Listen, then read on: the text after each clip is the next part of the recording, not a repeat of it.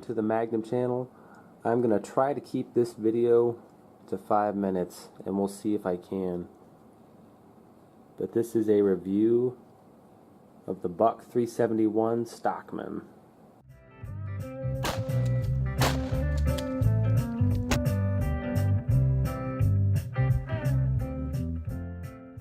So today we are going to be talking about the Buck 371 Stockman.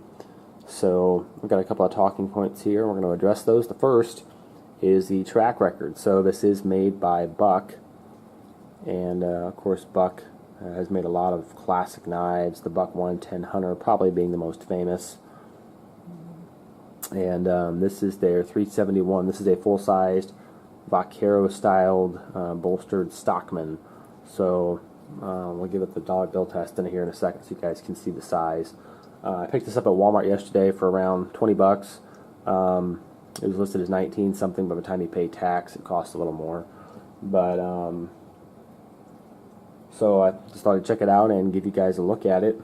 And so the first thing this knife has going for it is, I think I already said that, because it is a Buck.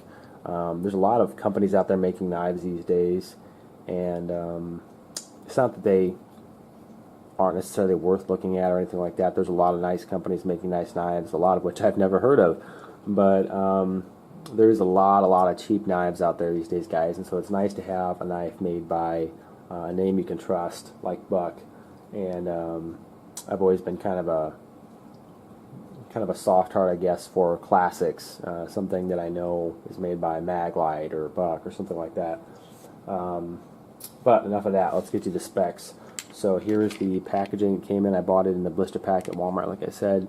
You can see right at the top there it says 371 Stockman Select. Now it says 371 because they do have a number of other Stockman style knives, one of which is also large like this one, and is the 301. So the 301 Stockman is made in USA. This one is made in China. It doesn't really say that, I don't think, anywhere. I don't think it says that anywhere on the packaging, but it also doesn't say made in the USA. Nope, right there it does. Made in China. Okay, so we know that. This one's made in China. This is the cheaper version. The made in the USA one costs about twice as much as this one. It costs about 50 bucks. This one, like I said, costs about 20. So, yeah, if we look at some of the specs, it also says it has 420 J2 steel, so it's not the toughest steel on the block, maybe. And nail notch. Okay. Got the Buck Forever warranty. Look at the specs on the back. Has the clip spay and sheep's foot blade, 420 J2. It's 3 7/8 inches closed, which is nice because that makes it legal in a lot of different states. Weight 3.1 ounces. That's pretty good, actually. That's not too terrible. Brown jig bone with nickel bolsters. Yeah, it's pretty. It really is pretty. And then they give a little note about their 420 J2 steel. What's really cool about this one is that they said they harden it to a Rockwell hardness of 53 to 55. So that's pretty good for J2. That's not too shabby. So I just cut the blister pack there, and that was the first thing. So there's the specs. The regular steel is 420 HC, so that's a harder steel. This J2 is a little bit softer, but it also sharpens easier, has pretty good edge retention, especially since they do harden it up like they say. And like I said, I got this knife yesterday, so I haven't had time to evaluate edge retention or anything like that. But before I keep talking, let's get the dollar bill test, or in my case, the $10 bill test. So here is it. Here it is on a $10 bill. And if I put it to one side, okay, maybe that gives you an idea of the size of the knife. So it's a fairly large Stockman. It's one of the larger ones. Usually the larger ones, but these vaquero bolsters are fairly good sized knives. So like whatever the package said, like 3 7/8 inches closed. Yeah, so almost 4 inches closed. So, you know, it's a pretty big knife, almost 4 inches closed. So it fills your hand up and feels good. So I like that. Next up is the cut test. So I do have some paper here. So we're going to test the factory edge. The only edge I haven't touched is the sheep's foot. So on your regular Stockman, you have a sheep's foot blade, my favorite blade of all time. And this is wearing the factory edge. I have not touched this blade at all. So we're going to give it the cut test here. Alright, sorry, I bumped the camera there. Okay, what I've seen is that it seems like it does pretty well with a little bit of movement. If you try to push cut, you know, it gets where it's going to tear, I think. But it's not bad. It's not bad. Right out of the box, it's fairly sharp. Right there, it's tearing a little bit. Again, if you can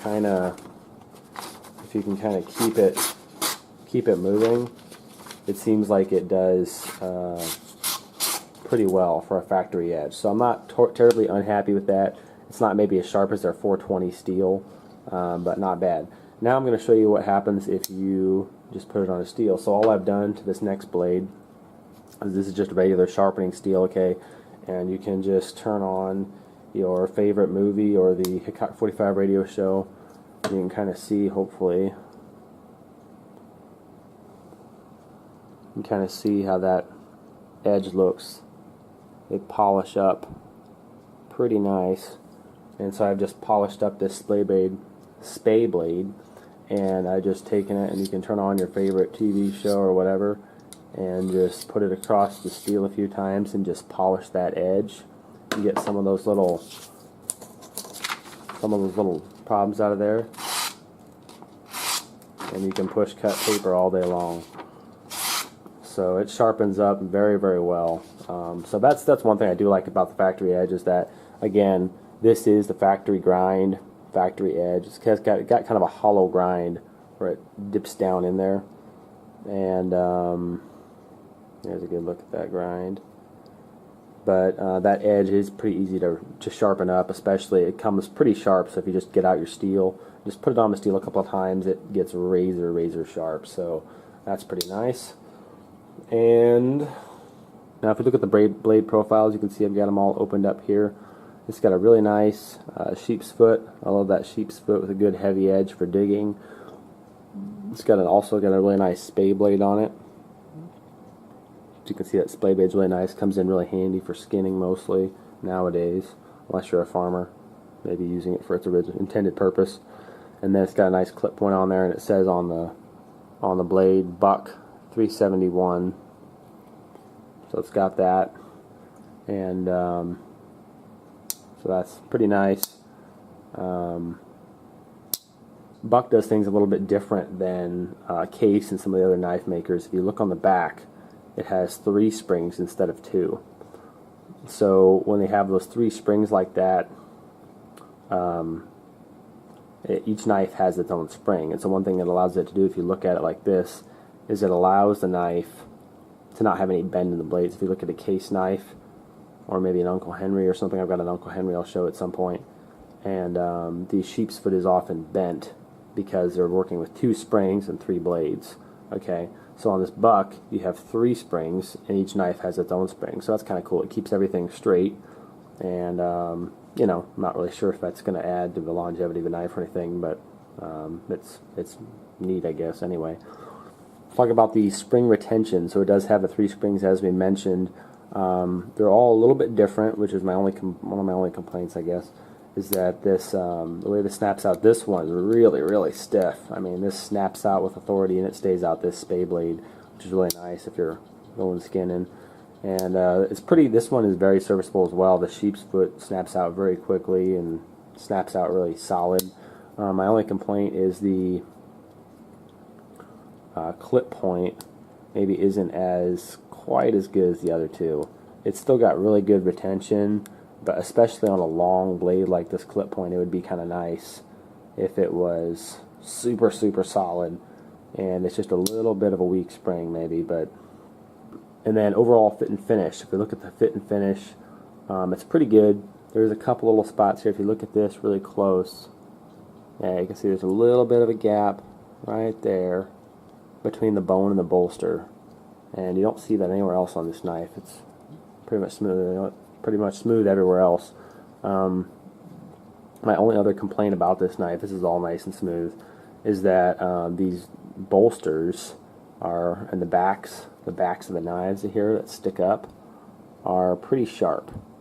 So those are pretty sharp, and I don't know if you want to sand on those a little bit or get out a Dremel tool or something, but I mean, they'll wear down where they're not so sharp, but so there's that. So fit and finish, I'm going to give it a 7 out of 10.